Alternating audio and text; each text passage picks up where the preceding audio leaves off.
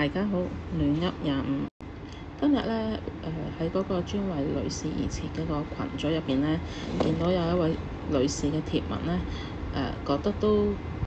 幾極端嘅咁，不過可能都普及嘅，咁就想同大家分享啦。咁嗰個女士咧就點講呢件事？今晚食完飯準備收台面，無啦啦俾條仆街死佬西口西面，跟住仲要粗口問候，喺度撩交，問佢咩事又唔講，淨係一味粗口問候我老母，好似我殺咗佢全家咁。我深知佢嬲乜嘅，又嬲我唔生仔。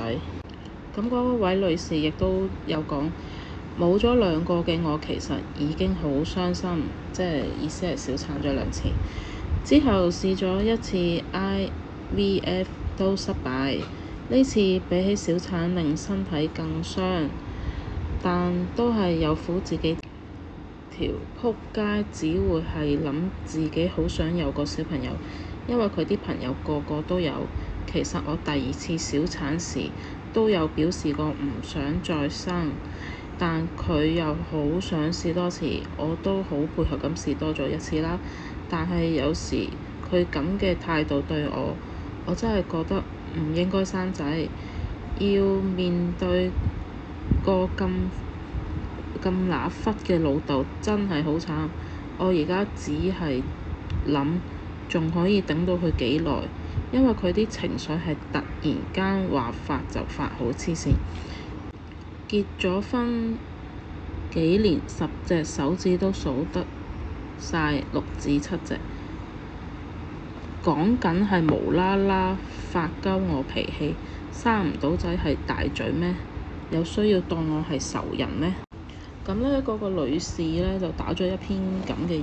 即係一篇文啦，喺一個專為女士而設嘅群組入邊啦。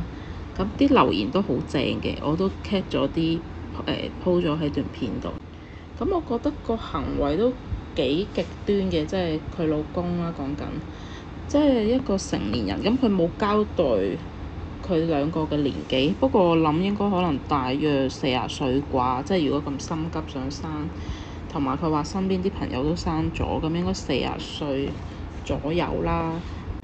40歲嘅即係男士咧，喺個社會度工作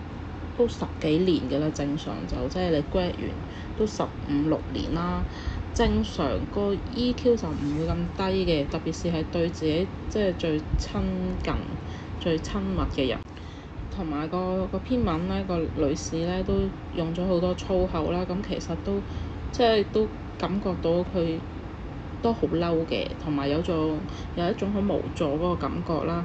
咁我覺得個男士就好極端嗰啲行為，即係首先一個成年人啦，你應該要明呢，生仔真係唔係一個人嘅事咯，同埋即係個太太已經小產過2次，無論係身體同埋心靈都會受到某個程度嘅傷害啦。佢冇安慰佢，冇關心佢，不特止，仲要扯住佢去，要繼續做人喎，自然唔得就要用科技去做人喎。咁係完全當個女士係一個機器咯，完全冇關心過佢個身體狀況咯。我唔知嗰個男士係即係邊度鄉下啦，即係咪一定要生個仔傳宗接代啊？定係一定要即係我好鍾意小朋友，我一定要有小朋友。即係如果真係覺得係我唔理個老婆死活㗎啦，我就係要佢幫我生一個嘅，咁可以嘗試去領養啊。雖然冇血緣關係，但係即係都係做一件善事，同埋滿足自己想做父親呢一個願望啦。另外呢，嗰個女士亦都提到個男士呢，其實係即係會突然之間個情緒變化得好勁，而作出一啲好即係比較負面嘅行為啦，即係敲黑面啦，問候佢老母，即係個過程會有好多粗口啦，會不停宣泄佢一啲不滿啦。喺一個咁嘅氛圍嘅家庭，係咪真係好適合小朋友生長呢？其實小朋友係一種好即係冇辦法去比較嘅一種好神聖嘅禮物，係個天俾你嘅。即係你係即係你想要而有，咁當然好開心啦。但係如果真係好想要都冇，其實會諗另外一方面，其實係咪自己都未適合呢？個天唔俾我住呢？咁咧見到好多留言咧，其實都會建議個女事主就即係分開嘅、離婚嘅。即係好多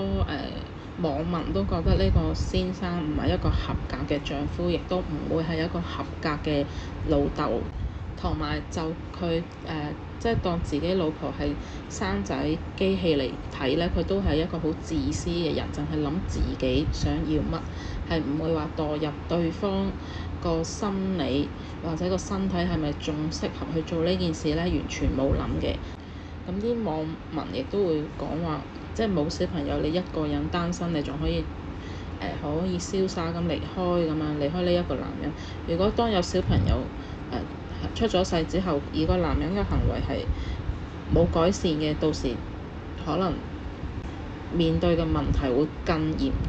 重，或者係更差嘅一個情況咯。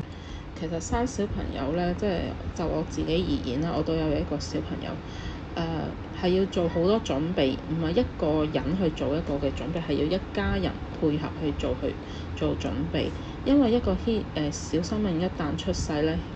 佢個牽涉嘅嘢係好多嘅，你要照顧佢咧，講緊係一世啦，而唔係話興起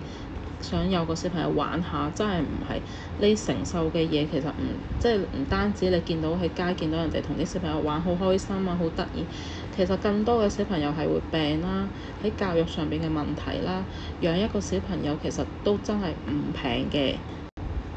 喺懷孕嘅過程，其實個媽媽擔心嘅嘢亦都好多嘅。要問自己係咪真係做好一個嘅準備咯，同埋身邊嘅人亦都係咪做好一個準備咯。當小朋友一旦出世咧，其實基本上就冇咗自己嘅私人時間，即係你唔可以話得閒約個 friend 去玩啊，得閒仲同啲 friend 去旅行啊。其實真係唔好諗，你所有時間都會擺喺個小朋友度，而且咧照顧小朋友亦都要最好有一個固定嘅人選啦，即係可以突然個小朋友病嘅，可以留喺屋企照顧佢啊，而且係要了解佢啊，有一個咁嘅人選咧，咁大家咧就會個心就會安穩啲。因為咧，我見到啲家長其實即係雙職嗰啲家長咧，其實如果佢唔請姐姐，係冇辦法照顧到一個小朋友，因為小朋友放學好早啦，而且小朋友可能會學校會有啲咩教師發展日啊，就會喺啲 weekday 嘅時候放假啦，跟住個暑假又好長啦，或者小朋友會病咗就要留喺屋企要照顧佢，即係如果兩公婆都係在職人士咧，係比較有難度去做呢件事嘅，一定要有一個full time 嘅照顧個小朋友，咁個小朋友亦都係即係可以喺一個安穩、一個好有安全感嘅環境下成長。咁我祝願所有嘅小朋友都可以喺身心健康嘅情況下，喺一個好開心嘅環境下成長啦。今日分享係咁多，鍾意聽我分享嘅請訂閱，拜拜。